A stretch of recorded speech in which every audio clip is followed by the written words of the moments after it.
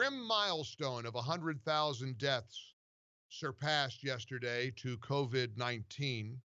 It is awful. This whole country has been devastated. The world, the planet has been racked with misery and death and despair in just the last several months. Think about how different 2020 began and where we are right now. I do have to wonder about the media's obsession with a number like 100,000. I don't know that 99,755 lives is somehow less significant than 100,000 lives. But the stories are heartbreaking. Men, women, children. There should be no effort to forget the human toll this has taken on the world. Of course, this is one epic event where we are in this together as a world. Spain, Italy, other countries, UK, ravaged by this disease. And a lot of mistakes have been made. There's no question about it. But people of good faith are trying to do everything as effectively and positively as possible. It has been a fascinating thing to watch the media's obsession with Governor Andrew Cuomo of New York and really put his actions against that rhetoric. He has continually tried to rewrite history over what some generously call a controversial order that required nursing homes in New York State to admit COVID-19 patients. Do you know that reporters discovered a couple of weeks ago that they removed that that order, that COVID-19 order?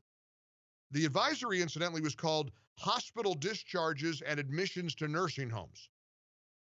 And the policy sent almost over 4,500 COVID-19 patients into nursing homes. And the executive order left little wiggle room. Nursing home owners and management were saying, we can't do this. The executive order said, quote, no resident shall be denied readmission or admission to the nursing home solely based on a confirmed or suspected diagnosis of COVID-19. Elsewhere in that document, the nursing homes were told they must comply with the expedited receipt of residents returning from hospitals so long as they are deemed medically stable. No excuses allowed. And the facilities weren't even allowed to test the patients, apparently. So Saturday, Cuomo was blaming the Trump administration. And I want to make sure we shed some light on this for a minute, because I've gotten a couple of emails from people saying, when Cuomo says it was the CDC's fault, well, the governor's office, Cuomo's referring to a directive in March from the Centers for Medicare and Medicaid Services. That order told nursing homes to admit any individuals that they would normally admit to their facility, including from hospitals where cases of COVID-19 was present. Moreover, they advised the nursing home should quarantine any patients returning from any hospital, which is something that was missing from Cuomo's order. The guy doesn't really have a leg to stand on this. There's no defense for this. So that's why he's flailing about. The other day, he actually was blaming Trump. Now it gets worse. Now he's gone from blaming Trump to blaming the nursing homes themselves. Here's what he said this week. And the nursing home, the obligation is on the nursing home to say, I can't take a COVID positive person. I'm too crowded, I'm too busy, I don't have enough PPE, whatever the answer is, doesn't even matter. It's, if they say I can't take the person, they can't take the person. So that's how It works. Oh, is that how it works? So when it was happening back in March and April and nursing homes were begging you to stop making them take sick patients, and the state of New York's position was, sorry, it is what it is.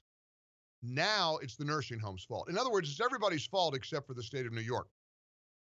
Uh, Almost 6,000 people died in long-term care facilities in New York.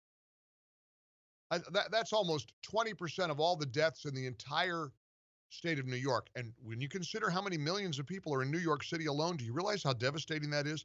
Nearly 5,800 lives lost.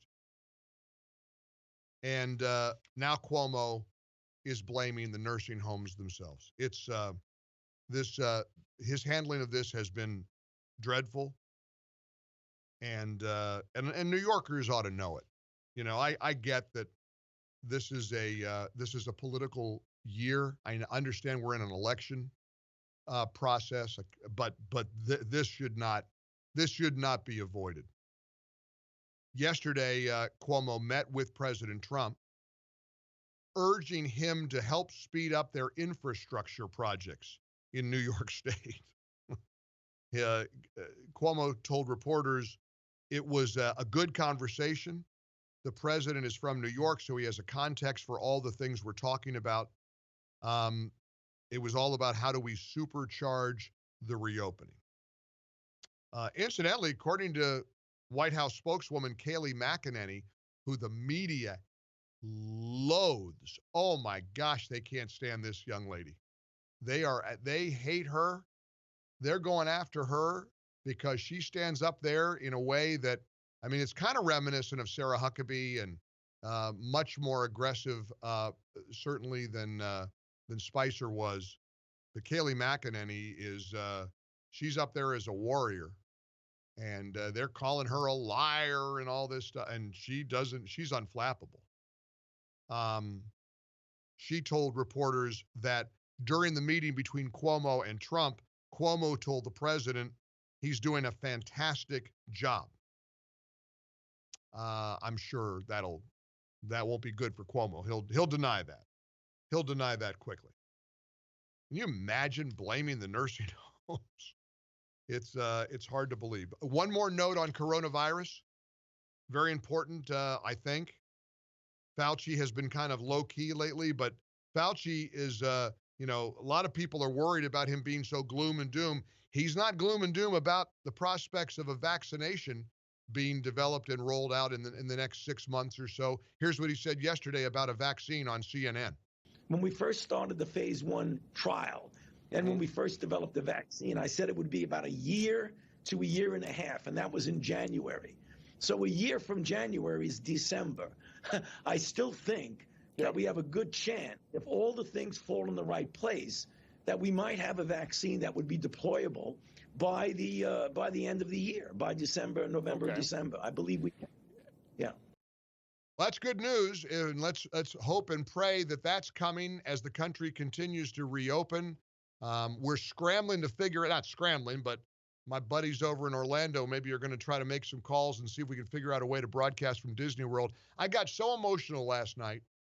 My boss and his wife, like the Gallagher family, are they're big Disney fans. And Diana Boyce has been just aching to go back to Disney. Disney Springs is open. There's good news on the Disney World front. They plan to open July 11th. The parks, Disney company, making a proposal to the Economic Recovery Task Force yesterday. Now the governor is going to make a decision. SeaWorld Orlando wants to reopen as early as June 10th, or June 11th, rather, to the public. Disney World wants to open July 11th. They'd open up the Magic Kingdom and Animal Kingdom. It'll look a lot differently than it's ever looked before. Guests are going to have to wear masks. And employees are going to wear masks. They're going to try to figure out how to socially distance Disney World visitors. But I got emotional. Phil sent me a picture of Diana with her mask on at Disney Springs yesterday, and that little lady loves Disney World so much, as do I, that it would be a real joy for me to be able to broadcast from there in July. I don't know. We'll see what happens. The park capacity is going to be limited. They're not going to have fireworks or parades because they don't want to draw crowds. But they're going to. I have so many memories of Disney World over the years. I think about my kids. I think about my wife. I think about the joy that brand has brought to so many millions and millions of people the world over. And it's just I think exciting to see a July 11th reopening date for Magic Kingdom and Animal Kingdom, and a July 15th opening date for Epcot and Disney's Hollywood Studios. Hopefully that all comes together. That's really, really good news. Meanwhile, Minneapolis, boy, that city is reeling. It is burning. There are rioters. There's damage. It's all, of course, as a result of the death of George Floyd. An awful, awful act that Americans everywhere are recoiling, and there is some news here. Breaking now on the Mike Gallagher Show. The Justice Department announced that it has made the federal investigation into George Floyd's death a top priority, and they've assigned experienced prosecutors to investigate the killing of George Floyd. It also promised a robust investigation by the FBI as protests, rioting, looting continue to grip the city of Minneapolis. Let's dive into it. We have a lot to cover here in the ReliefFactor.com studios as we welcome you into a Thursday. The space launch was delayed yesterday. I almost went, and then I thought, the weather's too dicey. Now they're going to try to reschedule. I guess the new launch is Saturday or Sunday. I may head that way I've never seen a space launch. I want to add that on my bucket list, and I hate to be cavalier at a time when so many people are struggling and there are so many challenges. But we're going to get through all of this together. I've said it every day.